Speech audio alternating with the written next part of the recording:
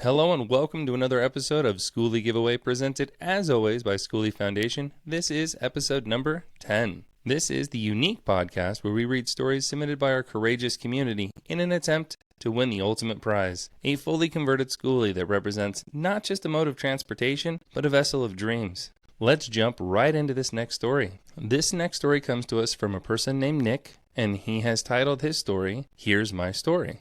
I lost my house during Hurricane Ian in Florida last year.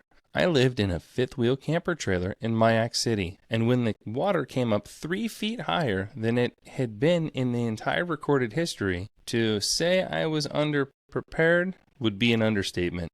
I had plans and funds to convert a semi-trailer into a semi-permanent home that could be moved with minimal effort into the mountains when my hometown gets taken over by golf courses. All of my building materials were washed into my neighbor's yard, and my attempts to get them back were thwarted by threats and accusations. After the hurricane, my dog was diagnosed with an inoperable tumor in her heart that required weekly draining of her abdomen. Her quality of life was too good to feel she was ready to get put down, so last year I spent $35,000, my entire house fund, on diagnosing and treating her sickness. I'm a carpenter by trade, but I've started getting more into music and using those funds to pay for my bills. I would love to have a traveling home for festivals and gigs with available camping.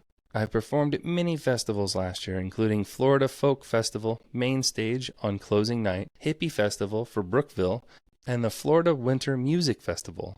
Coming up, I'll be playing in Brookville again for the second annual Foggy Lawn Breeches, hope I said that right, festival, and again at the Florida Americana Festival. I've wanted to build a bus for a home since my family started racing buses when I was 4 years old. But recently, the idea became much more serious since I've been traveling so much for music. He finishes his story with, "Please consider me for your giveaway, and thank you for reading my story." Nick, we want to say thank you very much for submitting your story to Skoolie Giveaway, and we want to let you know that we're excited to see how your journey takes you with your new career. Thank you again. To everyone that's listening, if you would like to submit your story to our giveaway, you can do so at mystory@skooliegiveaway.com. This email will be listed in the description below. Go to our website at skooliefoundation.com to see all about our programs and initiatives that we've been working on. While on our website, you can subscribe to our bi-weekly newsletter. Please remember to check out all of our social media channels and vote for all the stories.